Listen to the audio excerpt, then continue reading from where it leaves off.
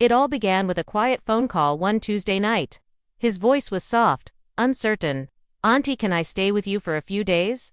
There was no backstory, no urgency, just that question. I didn't hesitate long before saying yes. I hadn't seen Ian, my nephew, in over a year. Life has a way of keeping people apart. But something in his voice made it clear this wasn't just a casual drop dash in. 2 days later. He arrived, suitcase in hand and wearing that familiar gentle smile. The moment he stepped inside, the house felt warmer. His hug lasted longer than expected, not one of politeness, but the kind that says, "I needed this."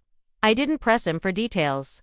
I simply made us tea, like I used to when he was a child, and we sat together in a silence that felt oddly comforting. In the days that followed, a quiet transformation took place. My once still, silent home now echoed with conversation, shared meals, and the occasional burst of laughter when we watched old family videos. Ian helped with chores, offered to cook, and told me small stories from his day, as if it were the most natural thing in the world. One evening, while I was catching up on emails, he sat next to me with 2 mugs of hot cocoa. "I remember you used to drink this at night," he said, almost bashfully. I looked at him, then really looked. His eyes had changed. They carried calmness, reflection, and unspoken stories. That night we talked for hours about growing up. How strange and fast life feels, how we sometimes lose ourselves in the process. I shared things I hadn't spoken aloud in years, how I was fine, but not really okay. How the quiet of the house sometimes felt too heavy. He listened not with pity, but with care. And it made me feel deeply seen. The next morning, I caught myself humming in the kitchen.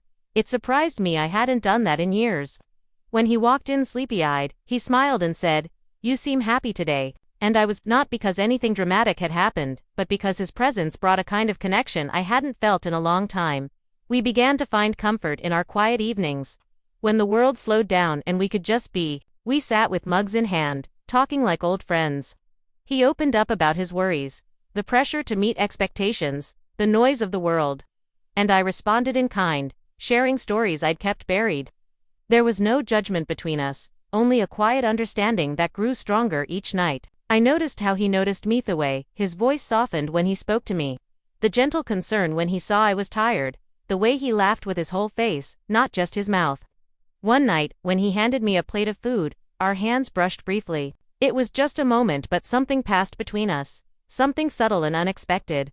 I caught him looking at me too long. And this time, I didn't look away. Thoughts of him began to linger even when he wasn't near. I smiled at memories from earlier in the day. It wasn't supposed to feel like this, yet it did. Not wrong, not strange, just real. He started asking questions about love, about how people fall for someone unexpectedly. His tone wasn't innocent anymore. "Is it possible to feel something new with someone you've known forever?" he asked one night. I didn't answer right away. My heart beat faster.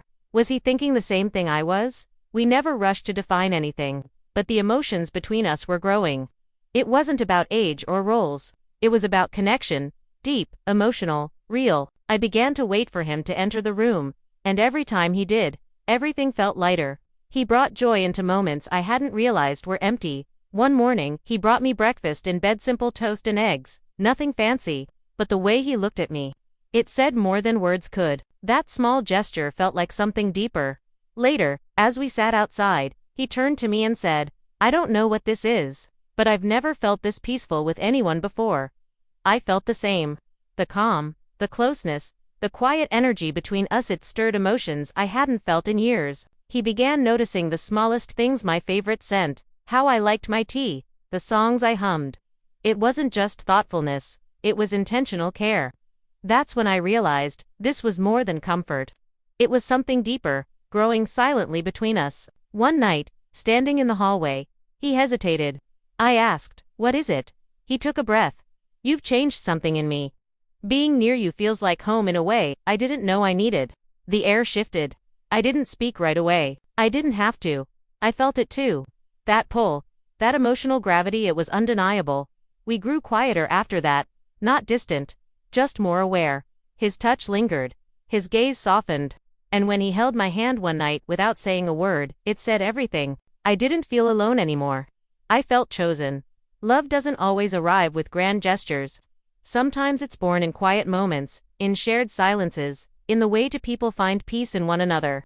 And with him, I had found that peace. Then, one evening, he sat across from me, a seriousness in his expression. "I think about you. In ways I never expected. And I don't know if it's wrong, but it's real." My breath caught not in surprise, but in recognition. I'd been feeling it too. I finally said, "You're not alone. I feel it too." In that moment, the weight lifted, not because it was simple, but because it was true. After that night, things changed gently, naturally. We became more intentional. The way he looked at me carried new meaning. His compliments weren't casual anymore. They were honest, tender, and I believed them, not because I needed to, but because they made me feel seen. We didn't rush. We didn't force. We simply became two souls who had stumbled into something rare and beautiful. He wasn't just my nephew anymore.